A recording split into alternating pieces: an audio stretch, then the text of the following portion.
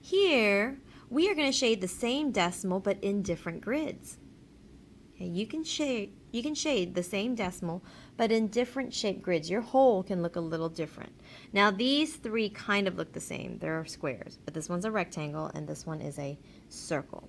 Okay, and the decimal we're going to shade today is going to be 25 hundredths. There's 25 hundredths. We're going to shade 25 hundredths in this grid. We're going to shade 25 hundredths in this grid. We're going to shade 25 hundredths in this grid.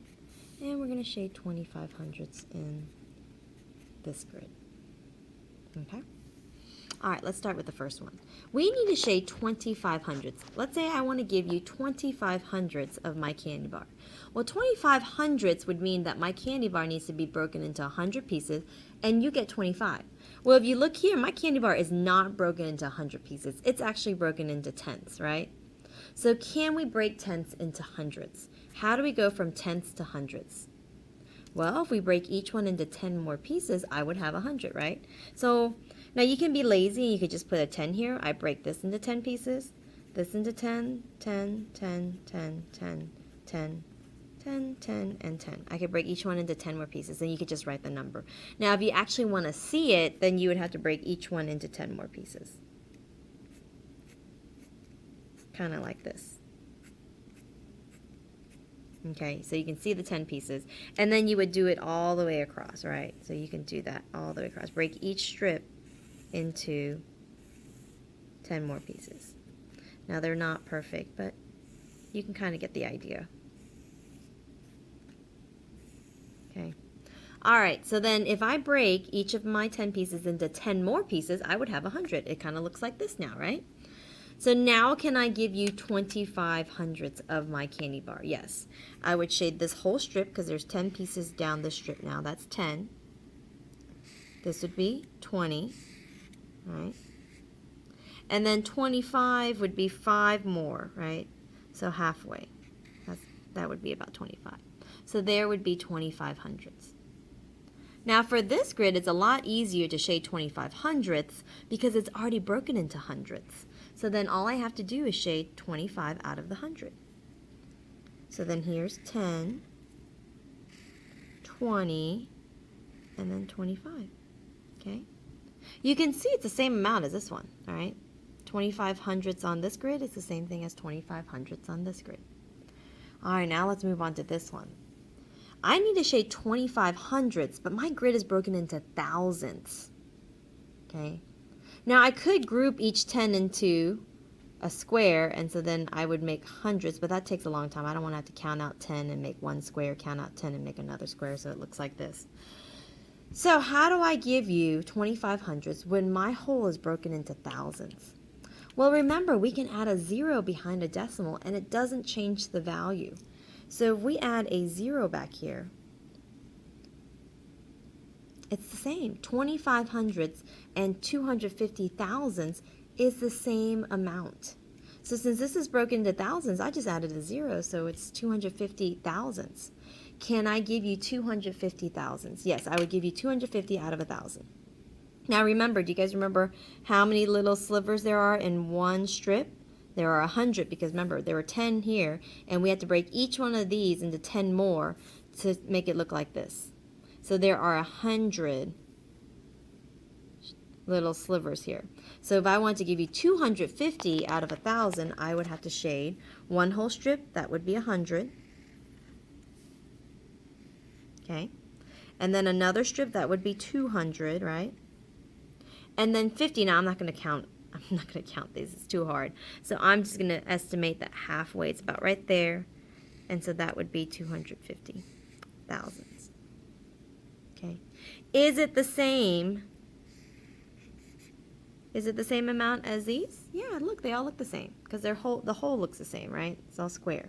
So then that's 250 thousandths, which is the same thing as 25 hundredths. All right.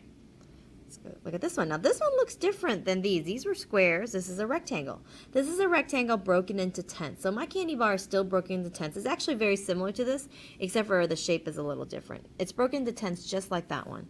Now if I want to give you 25 hundredths, I'm going to have to break this into 100 pieces, right? And again, if you're lazy, you could just put 10. If you don't want to break it into 10, actually draw the lines. You can say, okay, I'm breaking this into 10. That's 10, 20, 30, 40, 50, 60, 70, 80, 90, 100. So now I have 100. Or if you really want to see it, you could break it into each piece into 10 more pieces. And that would give you 100 because 10 times 10 is 100. And so you could break it into 10 more pieces each. There's 10. Oops, sorry. And then you break this into 10 more pieces. That's 20. You can break this into 10 more pieces. That's 30. And you can do it for the rest of them. I'm just going to do it for those. So then I can give you 2,500. So if I wanted to give you 2,500, I have to break each one into 10 more pieces. And then I'd shade this whole box because that's 10 pieces there. So that's 10, right? This would be 20. And then 25 would be half of this box, right? Because remember, there's 10 pieces in here. So 25 would be half of this box.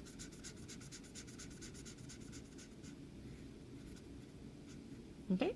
So that would be 2,500. I had to break my candy bar into 100 pieces and then give you 25 of those pieces. All right, last. This one's the hardest one. So here I want to give you 2,500, but it's broken into fifths. So how can we break up the fifths so I have 100 pieces instead of 5 pieces? 5 times what could get me to 100? That's what you need to think about because I need to break into 100 pieces. Well, I know 5 times 20 gives me 100 because 20, 40, 60, 80, 100. So if I broke each of these into 20 more pieces, I would get 100. Now, again, you can go ahead and break them into 20 pieces each. Let's see if I can do this with one hand. All right, so let's see here. I would first break this one in half. If I break 20 in half, that means 10 on this side, 10 on this side, right? If I break the 10 in half, I would have 5, 5, 5, and 5, right? And then I would draw my 5s in here. So that would be, I would have to draw 5 little slices in here. There's 5. And then draw 5 little slices in here. That's 10 slices. Draw 5 little slices in here. That's 15, and then draw 5 more little slices in here. Not doing so well there. Okay, there's my 20 slices. Okay, and you could do that for each of these and get 100 little slices. Now can I give you 25 hundredths, 25 out of the 100? Yes, I would definitely give you all of this. There's 20 slices in here, but then I need 5 more slices. Well, 5 more slices, would it be half of this slice? No, because if this has 20 in it, halfway would be what? I can't do this with one hand. Hold on one second. Okay, half would be 10 slices, but I only need 5 more. So then, if this is 10 and this is 10, I only need 5 more. I need to cut the 10 in half again, right? So let me do that. There. Okay? So then there's 5 here and 5 here, right? So if I were to give you 2,500s, I would shade this whole thing, that's 20, and then a fourth of the next slice. This is only 1/4 because I have to divide it. Half. That's 10, and then half again, that's 5. So I'm going to go ahead and shade.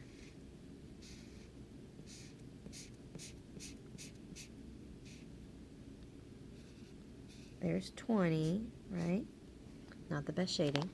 There's 20. And then 5 more slices would be right there. Okay? So I'd shade 5 more slices in here.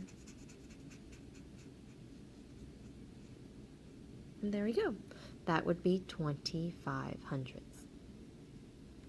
Okay, so this is us modeling decimals. Okay, decimals are in tenths, hundredths, and thousands. So when you model the decimals, you have to either break your whole into tenths, hundredths, or thousands.